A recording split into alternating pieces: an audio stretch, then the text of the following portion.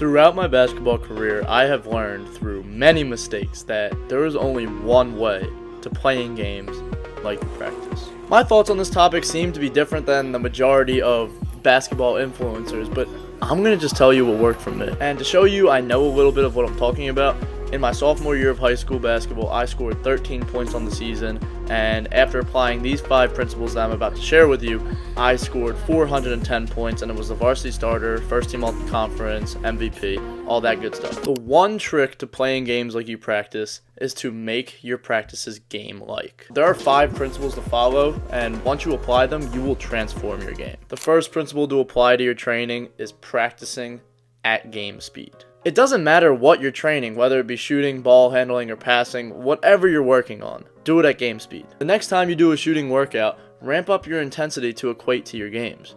If you catch the ball in the corner for a 3 in a game, you wouldn't take 5 seconds to set your feet, get your hands on the seams, and then let it go. No, you would already be in a shooter's stance, and you would quickly get into your shot motion and shoot the 3. So do that in practice. The quicker you are able to get into your shot with proper form, the more lethal shooter you will be in games. In your next workout, be sure to make a concerted effort to practice at game speed. The reason why you are not performing as good in games as you are in practice is because your practices are not preparing you enough for the games.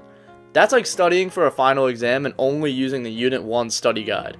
Yes, you got the basics down, but once it gets to the deeper stuff, you're not going to know anything on that test. Now, I have mentioned practice at game speed, but I will mention this. If you are adding something new to your bag, slow it down so you can master it first, and then speed it up once you know how to do it. I implemented game speed training into all of my practices since the end of my sophomore season, and I'm so grateful that I did. I had a bad habit of shooting hundreds of shots a day with no sense of urgency, and I have come to the realization that 100 game-like shots are so much more beneficial than 200 to 500 non-game shots. Also, if you don't have anybody to train with or to get rebounds for you, it's a blessing in disguise.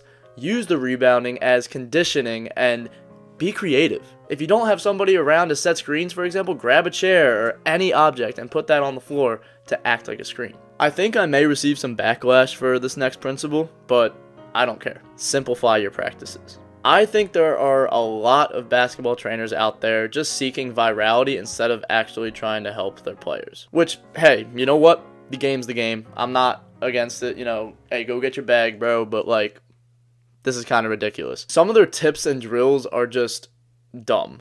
Like, not to pick on anyone in particular, but this was just one insane video I found. Drill 3, nice and easy. Self-toss, catch it in the air, make the shot. Drill 4, just reach the ball way above your shoulder, rip, make the shot. With this video here, I actually think this coach is decent and usually has some good knowledge, but I personally think he's doing way too much here. I do understand that practicing off-balance shots will help you, but why not practice game shots instead? Why would you practice a 360 windmill 3-pointer instead of just practicing shifting down to the corner, catching quickly, getting into your shot, and going up? If you take those off-balance shots in the game, the coach will immediately pull you because that's a ridiculous shot take. Once again, many people may disagree with this, but this is just my basketball philosophy. And hey, if you disagree with me, let me know down in the comments and explain to me why this is actually good training. I'm always willing to learn. I'm a student of the game, so maybe I need to incorporate this into my training. Let me know down below. While you may not be able to directly recreate game high-pressure situations, you can still add pressure to your workouts. For example, at the end of your workouts, you can make it a goal to make 10 free throws in a row before you're allowed to leave. You're already tired, and giving yourself this added pressure is going to be great when it comes to the games. And give yourself a punishment if you don't reach that goal. For example, run a couple suicides if you don't make 10 in a row, and keep going until you do, and don't let yourself leave until you reach that goal. Adding defensive pressure is something else we need to take into account. You may be able to pull off fancy dribble moves and do whatever you want in your workouts, but once live defense is on you, it's a completely different story. So I have 2 recommendations for you. First of all, play a lot of pickup. If you have friends around you to play basketball with, utilize that time to work on going against high-pressure defense. Maybe you could even talk to your friends and say, hey, look, this is something that I want to work on. Could you play high-pressure defense, play really high defense? What's something that you want to work on? And let's say, oh, dude, you know what? I got to work on my left hand. Great.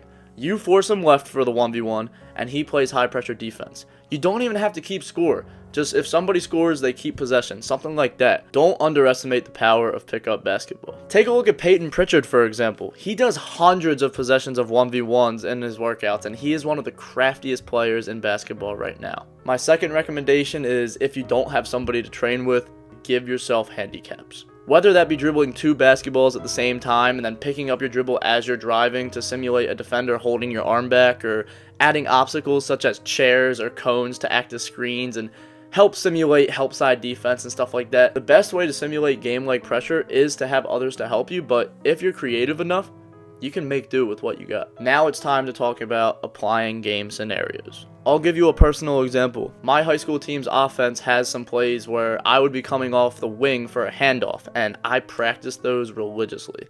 I would be in my backyard standing on the wing and flipping the ball to myself, and I would imagine myself coming off that screen hard and getting into my shot. After that, I would imagine that the defender countered it and I'd need to keep going out wide or make a quick change of direction. But by doing these reps so many times, it made it feel like second nature in the games. Practice being in situations that are most likely to happen in your games. If you're a spot-up shooter mostly in the corner, master that. Flip the ball to yourself or have a friend pass it to you and become a sniper at that shot.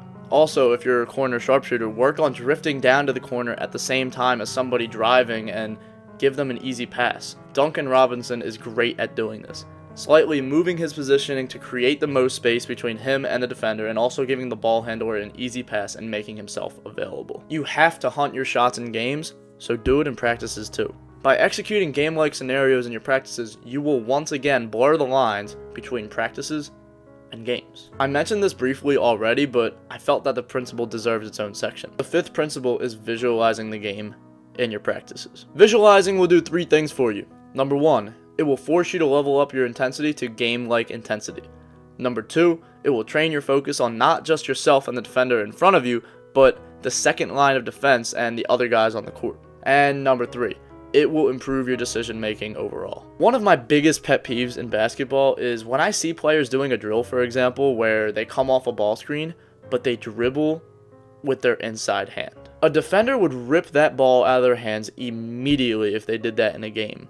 So why do it in practice? And while in the moment it may seem pointless, but do everything in your practice like you do in the game. And once again, by following this principle, you will create the connections in your brain that will allow you to make the right reads come game time. Now remember, here's a little reminder. Through all of your hard work, make sure to keep Jesus Christ at the center of your life. He will make your path straight. You may not understand it now, but one day you will. Here's a verse, Psalm 127:1.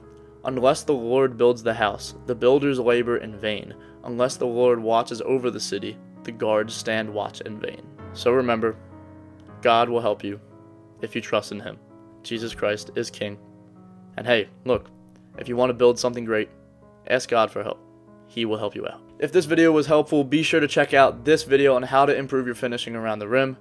And I hope you enjoyed this video, and as always, keep God first. Good luck, bro. I'll see you, man.